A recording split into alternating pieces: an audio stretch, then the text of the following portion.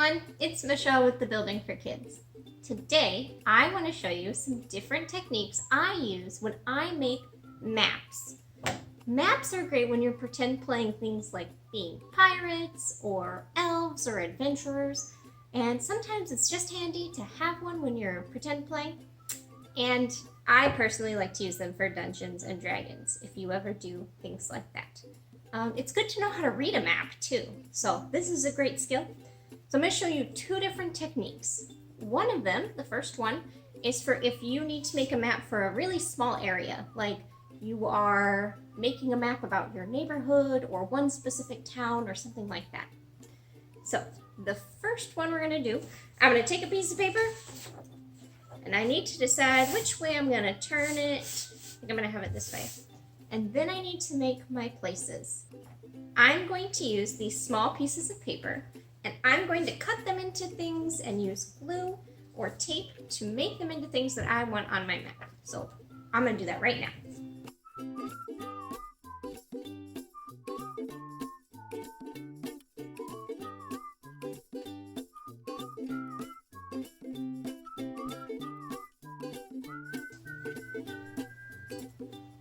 Alright, so I used my paper shapes. I made a couple houses. I think this one looks like a barn.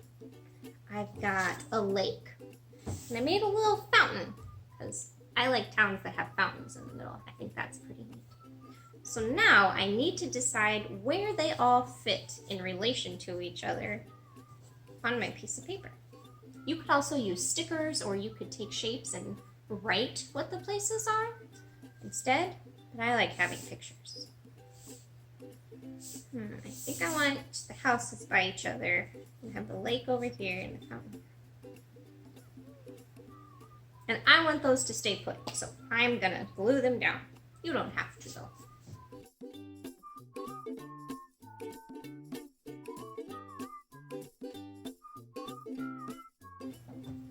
So now I am going to use popsicle sticks. You could use any kind of sticks or you could use anything else. You could use strips of paper. I'm going to build some roads between the things that I made. So I might want a road from my fountain to my lake, and maybe from my houses to my lake. My sticks are a little long. Maybe it'll be made a straighter path. There we go. This one will be a long path. It'll go way around. Oh, I'm out of popsicle sticks. Maybe they'll have to cut this way. There's lots of different ways you could arrange your roads, or maybe you don't have roads at all. So this is what I like to do when I'm building a small town. Maybe I'll call this Funsville.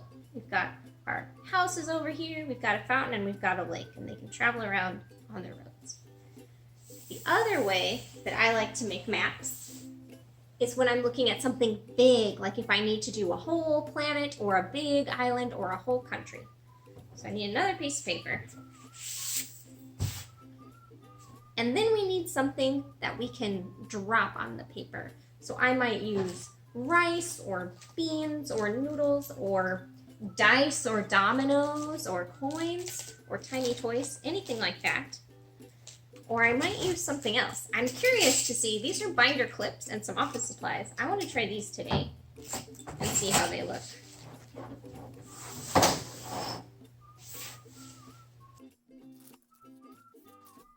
So you'll need something you can drop, paper, and a writing utensil.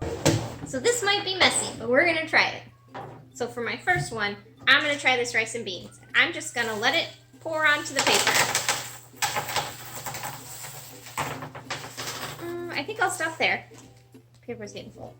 And then I'm gonna push together the clumps I see. So I've got a clump over here.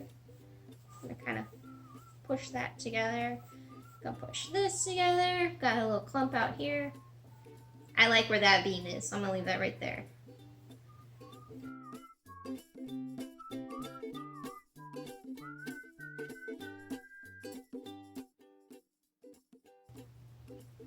So when I've got my defined clumps, I'm gonna trace it.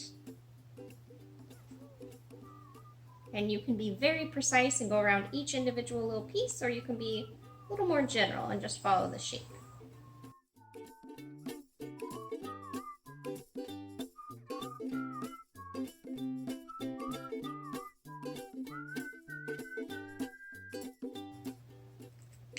Alright, I'm going to try it with the binder clips on this paper. This might be loud.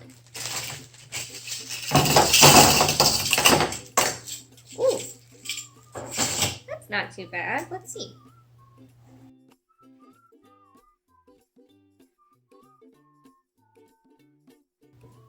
Alright, now I've got to clean my paper off. So I'm going to pick up all my binder clips.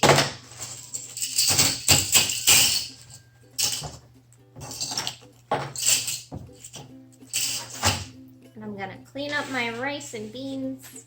Let's see if I can get it back into the bag. Not too bad. And now I can take a look at what I ended up with.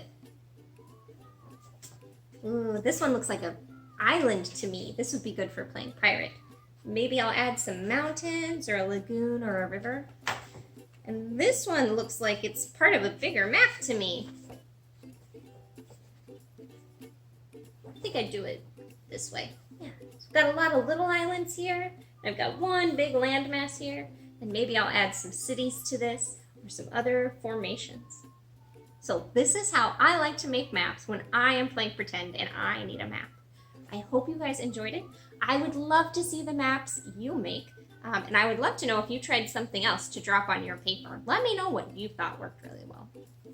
Thank you guys. Have a great day and we'll see you soon.